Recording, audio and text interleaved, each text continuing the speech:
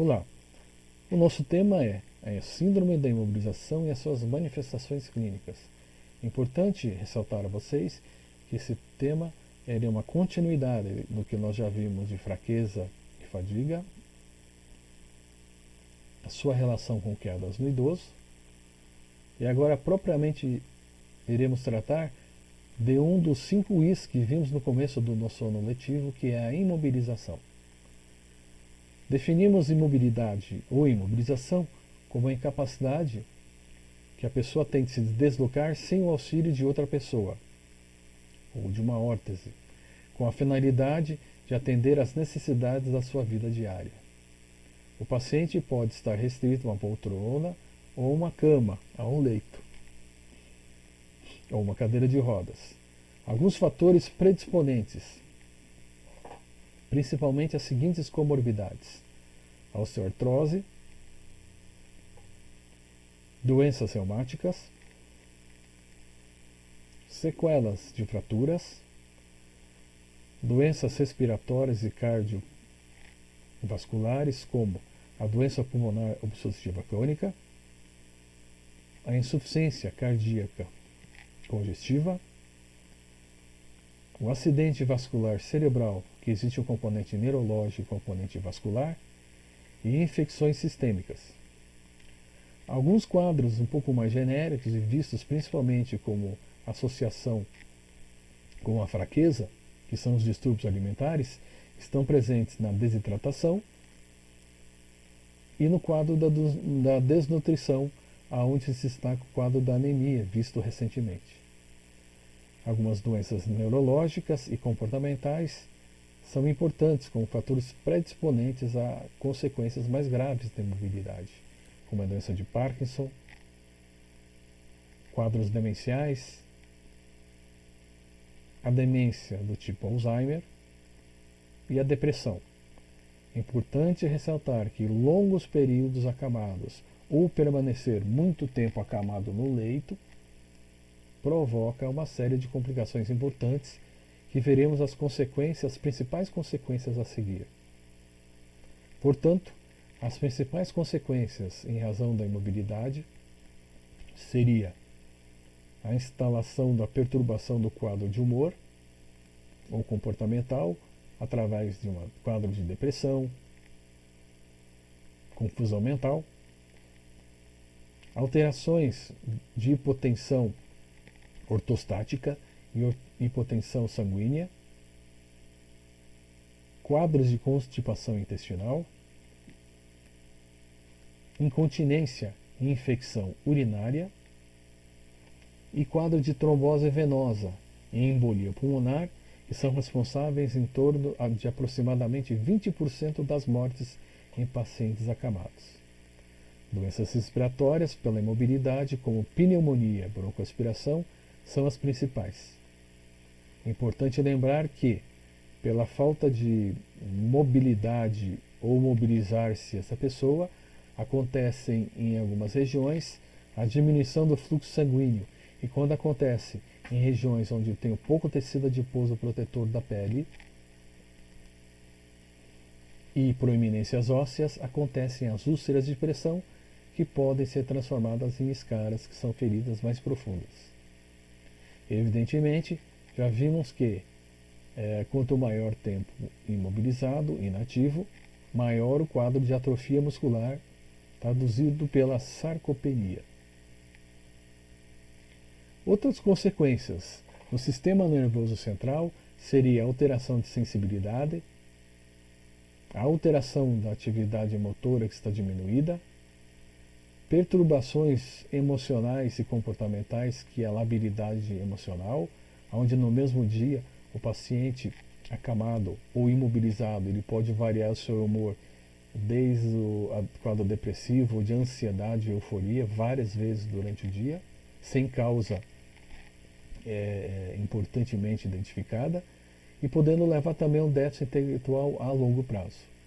No sistema muscular, acontece uma diminuição da força muscular, diminuição da endurance, que é a resistência muscular, a atrofia, e a instalação de um quadro de uma uma má coordenação muscular.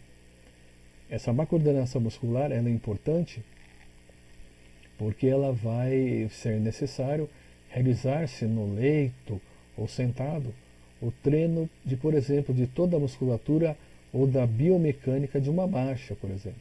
Paciente muito tempo acamado, ele não vai conseguir permanecer em pé por muito tempo, pela atrofia, diminuição da força da resistência muscular, mas também é necessário também a propriocepção e também é necessário o treino da ativação de musculatura agonista e antagonista de uma marcha, por exemplo. Já no sistema esquelético, acelera-se o processo da osteoporose, ou se instala. Em regiões articulares pode acontecer a fibrose, aonde ela é resultado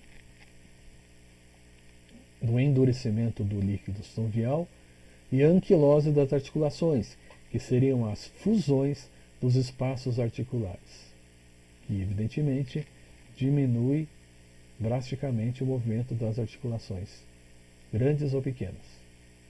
No sistema vascular acontece, em alguns casos, como o sistema adrenérgico está ativado, o aumento da frequência cardíaca e alteração do ritmo cardíaco, uma diminuição da reserva cardíaca, a zona de frequência cardíaca máxima é diminuída, a instalação de um quadro de hipotensão ortostática, instalação de quadros de flebos, tromboses, alterações do sistema venoso e linfático, principalmente em membros inferiores. Já no sistema respiratório, a capacidade vital está diminuída.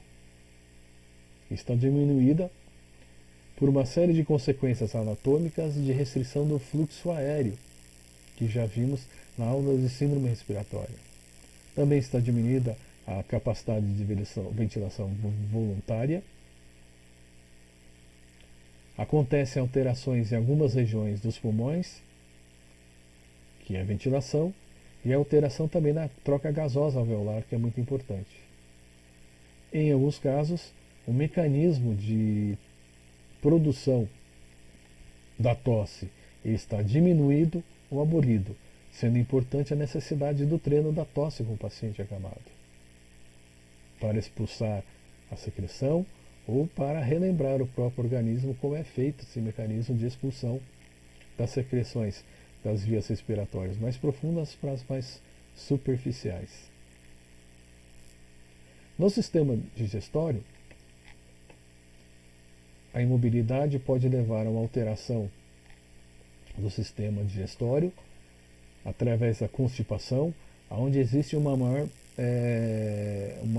tempo entre o período de evacuação e outro. Considera-se no adulto e no adulto idoso principalmente que a evacuação ela não deva acontecer em intervalos maiores de 2 dias. Não acontecendo a evacuação de fezes, deve-se buscar um motivo. Existem algumas técnicas como a manipulação visceral que pode ajudar nesse sentido, sem a necessidade do médico. Agora, se persistir por mais tempo, o abdômen ele se torna distendido e muito reagente à palpação e à dor. Uma outra situação no sistema digestório, que é um distúrbio alimentar conhecido como anorexia, o paciente já não começa a ingerir o alimento com medo de permanecer, ficar gordo. Isso causa um dimorfismo corporal, onde o paciente vai emagrecendo, e na sua concepção corporal ele está acontecendo o contrário. Ele acha que está engordando. Evidentemente que a anorexia é o primeiro passo para a bulimia, onde acontece a expulsão desse alimento através do vômito forçado. Muito importante observar se não está acontecendo isso com o paciente. No sistema endócrino e no sistema renal, acontece principalmente o aumento da excreção de urina. E no aumento da excreção de urina, são excretadas algumas substâncias muito importantes, como o cálcio e sódio. É evidente também que o sistema endócrino e renal ele também vai fazer uma migração mais para o líquido extracelular. Portanto, justifica a presença de edemas em indivíduos que estão muito tempo acabados ou imobilizados. Indivíduos que não fazem mobilização ativa ou nem passiva das articulações. É importante dizer que existe uma tendência muito maior da litíase renal ou da formação de cálculos nos rins causados pela própria imobilização e o acúmulo de algumas substâncias como sódio, cálcio, principalmente. Já na pele acontece uma atrofia da pele e a formação, consequentemente, das úlceras de decúbito. Portanto, torna-se importante a mudança de decúbito e orientar o cuidador ou familiar para que essa mudança seja realizada no mínimo com 2 horas intervalo entre uma mudança e outra. Decúbito dorsal para decúbito lateral direito, decúbito lateral esquerdo, decúbito ventral, se for possível, tudo dentro da possibilidade, e o principal limitador seria um quadro ortopédico de uma fratura, ou então principalmente o quadro respiratório, para ver se, dependendo da posição do decúbito adotada, não se provoca uma arritmia cardíaca ou insuficiência respiratória. Já no sistema nervoso central, acontecem perturbações que dependem do grau do comprometimento da doença primária, ou seja, pode acontecer alterações importantes no córtex e na medula espinhal que vão alterar a seguir a sensibilidade ou a coordenação voluntária dos movimentos. Na sensibilidade acontece uma alteração sensorial, principalmente pela falta de estímulo nas vias aferentes e nos receptores que são responsáveis por levar o estímulo ao sistema nervoso central.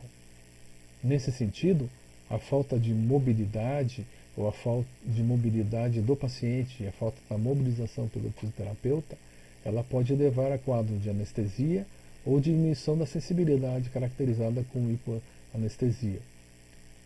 Isso aí pode estar ou não relacionado com o nível de lesão no córtex cerebral ou na medula espinhal. Normalmente, quando está relacionado com uma lesão do nível medular, essas áreas de anestesia e hipoanestesia estão abaixo do nível da lesão. Em alguns casos, a inatividade prolongada ela pode ser acompanhada por parestesia, que é aquele formigamento, né, e um baixo nível de limiar da dor, uma alteração dos quadros de dor, que pode se instalar o quadro de dor crônico, e como já vimos anteriormente, isso pode ser um agente facilitador do paciente idoso fazer uso de algumas substâncias opioides que vão causar uma série de alterações físicas e alterações comportamentais e psicológicas.